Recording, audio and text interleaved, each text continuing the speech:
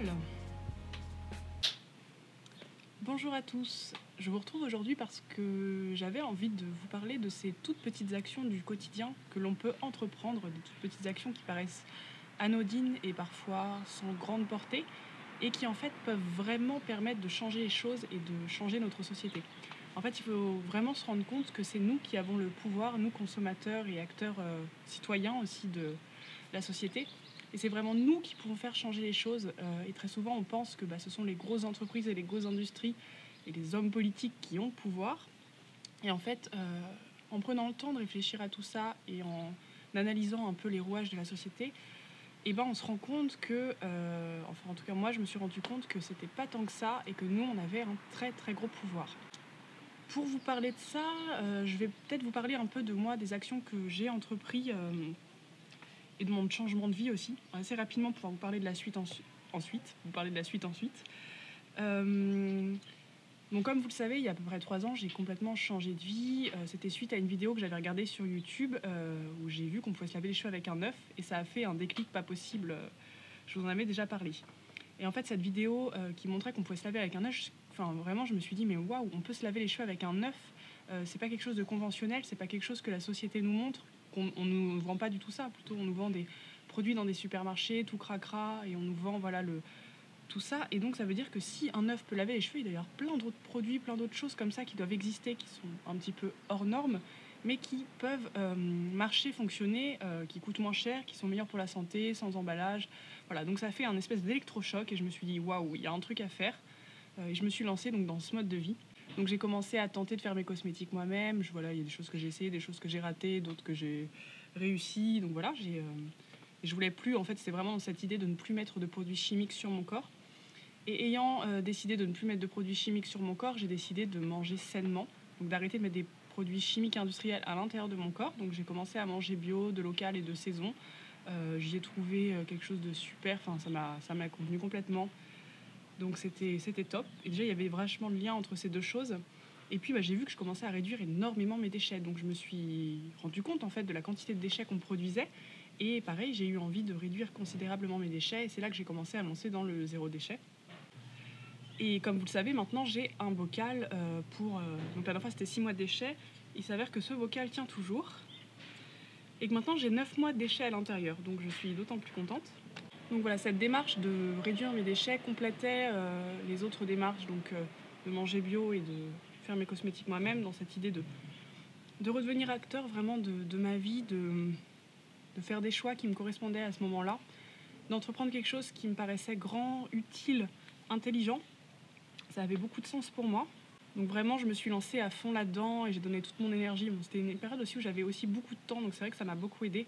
Tout ce temps que j'avais, je l'ai donné à fond là-dedans et c'est aussi pour ça que ça a été très rapide pour moi, quasiment sans échec. Et je sais que ce ne sera pas pareil pour tout le monde. Donc j'incite aussi les gens qui se lancent dans un mode de vie nouveau à prendre leur temps, à vraiment y aller à leur rythme, voilà, faire les choses comme ils l'entendent, surtout pas d'essayer de foncer tête baissée.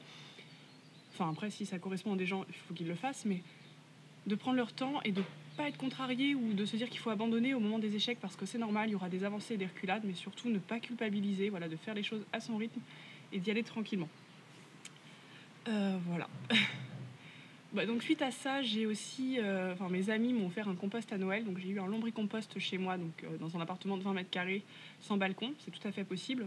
Moi j'ai eu envie de tenter l'expérience et ça fait 2 ans que j'ai ce compost et du coup c'est génial parce que tous mes biodéchets vont à l'intérieur et pour moi ça a beaucoup plus de sens que de les mettre à la poubelle puisqu'après ils vont être brûlés et on perd toute cette énergie naturelle qui permet à la nature de se renouveler et de créer autre chose. Donc c'est une énergie intéressante à utiliser. Il y a quelques temps, vous l'avez vu, j'ai fait une vidéo dessus, j'ai débranché mon frigo. Donc ça c'est pareil, c'est quelque chose auquel j'aurais jamais pensé avant. Enfin jamais j'aurais pensé à déjà faire toutes ces choses-là, plus celle-ci. Jamais je me serais questionnée là-dessus il y a peut-être 3 ans de ça. Et maintenant c'est des choix qui me viennent comme ça au fur et à mesure, parce que je me questionne sur mon mode de vie, je me questionne sur ma façon de vivre, d'interagir avec la société. Tout ce que j'entreprends, de savoir si c'est bien, si c'est mal, savoir l'impact que ça a. Et comme mon frigo était vraiment branché pour mes biodéchets et ma moutarde, je me suis dit autant le débrancher et je tentais quelque chose de nouveau. Ça me permettait en plus de mettre un peu de piment dans ma vie vu que j'avais atteint une certaine stabilité. Et donc voilà, et donc mon frigo est toujours débranché, ça se passe toujours très bien. En parallèle de ça, forcément, il y a plein de choses qui se sont mises en place. Bon, j'avais toujours été habituée à acheter mes vêtements d'occasion, mais donc j'ai continué à acheter mes vêtements d'occasion et pareil, mes affaires. J'ai souvent acheté de seconde main et d'occasion.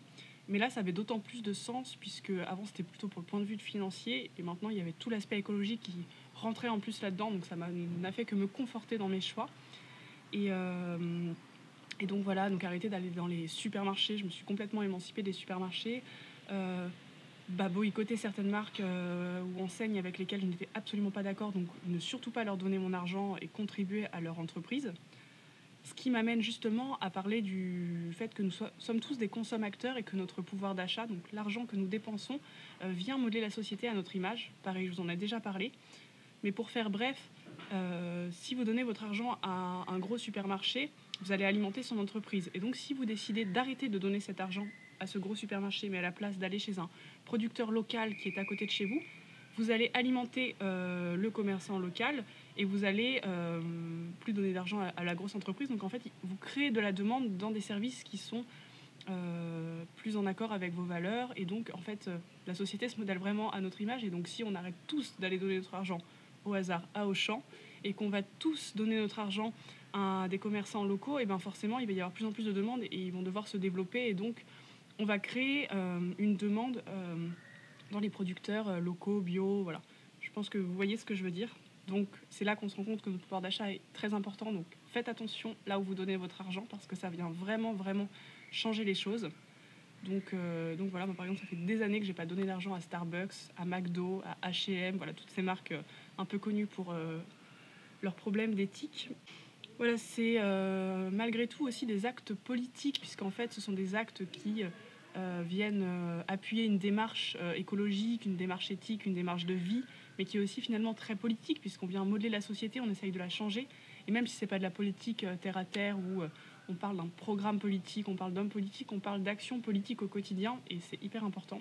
Et moi, je sais que je n'étais pas du tout concernée par ça. Ça me barbait, j'ai toujours eu très peur de la politique, je ne comprenais rien. Et que là, je m'y intéresse avec plaisir, parce qu'en fait, c'est des sujets qui m'intéressent et que je suis contente de contribuer à tout ça. Voilà, ouais, ce sont des actions concrètes. Et moi, tout ça m'a permis de me rendre beaucoup plus libre. En fait, j'ai plus du tout l'impression d'être un pantin qui suit les actions que la société me dit. Je fais les choses pour moi, je décide de les faire de mon plein gré parce que je suis lucide de mes actes, lucide de ce que j'entreprends. Et c'est vraiment ça. Aujourd'hui, j'ai l'impression qu'on est complètement déréalisé de notre monde. On consomme des tomates en hiver, on a tout à portée de main, n'importe quand, à n'importe quelle heure, des vêtements à volonté, tout à volonté de base. Et on n'est plus du tout dans la réalité de notre monde. En fait, tout est accessible facilement.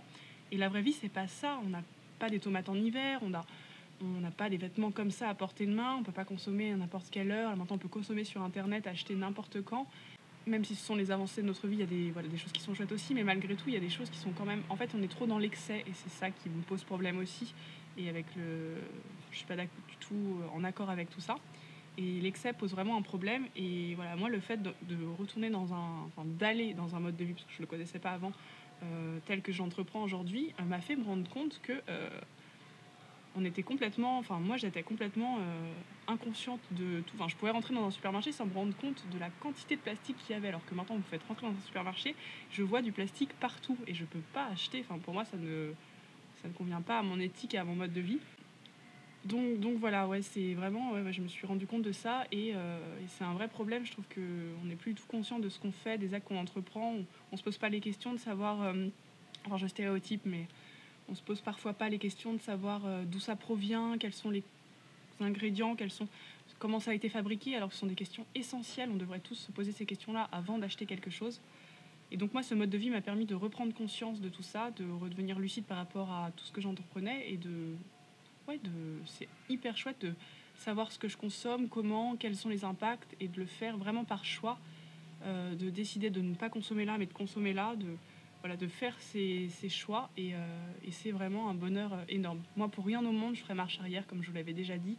Ce mode de vie me convient totalement. Comme je dis encore très souvent, j'ai l'impression d'avoir vécu une vie parallèle, qu'avant j'avais une vie dans laquelle qui me convenait à peu près, mais je sentais qu'il y avait quelque chose qui n'allait pas. Et maintenant, je suis entrée dans un mode de vie qui me convient totalement. Je me sens complètement épanouie, entière. Je suis heureuse comme j'ai jamais été. Je me sens utile, intelligente en plus. Ça m'a redonné confiance en moi. Et puis je vois l'impact que j'ai autour de moi. de toutes ces personnes que j'influence. Donc au début, c'était mes amis, ma famille qui m'envoyaient des messages, qui me posaient des questions, et ça m'a fait un plaisir énorme de voir que les gens s'intéressaient à mon mode de vie, me posaient des questions. Avant, j'avais l'impression d'être un peu un fantôme qui passait, j'exagère, mais voilà, qu'on ne s'intéressait pas forcément à moi. Et puis d'autant plus maintenant que j'ai ma chaîne YouTube où je reçois tous ces messages, toutes ces questions, ces gens qui m'encouragent, ça fait un bien pas possible. Et là, je filme cette vidéo, donc je suis à Lyon ce week-end pour le festival The Greener Good où j'étais invitée. Et là, on est le matin, j'ai d'ailleurs un atelier à midi. Donc je filme cette vidéo avant, et ça c'est pareil, c'est quelque chose d'incroyable. J'ai été invitée à un festival où je peux m'exprimer en public, animer des ateliers, et je trouve ça incroyable. Voilà. C'était pour vous dire qu'on forme tous une grande équipe, à nous tous, en entreprenant des choix qui nous semblent justes, en s'orientant vers quelque chose de meilleur pour la planète, pour nous, pour tout. Cet effet boule de neige peut être immense. On est vraiment une grande équipe et on peut changer les choses vraiment. On n'a plus beaucoup de temps. Voilà, moi c'est plus une vidéo que j'aimerais qu'elle fasse prendre conscience aux gens, parce que j'ai pas envie de forcer les gens à faire comme moi, surtout pas. Au contraire, faut être très chill sur son mode de vie et ne pas forcer les autres. Mais voilà, je pense qu'il y a une prise de conscience qui doit être prise maintenant pour que les gens agissent après de leur plein gré, et les choses rouleront toutes seules ensuite. Et là, on est vraiment dans ce moment où les gens prennent conscience de tout ça. Et donc voilà, on n'a plus qu'à agir en faisant les choses à notre échelle, en mettant une brique dans notre chasse d'eau, en consommant vrac, en arrêtant de donner notre argent au Starbucks, en faisant plein de choses comme ça. C'est comme ça qu'on changera le monde. Voilà, merci d'avoir regardé cette vidéo, je vous dis à très bientôt, et restez libres et sauvages. À bientôt.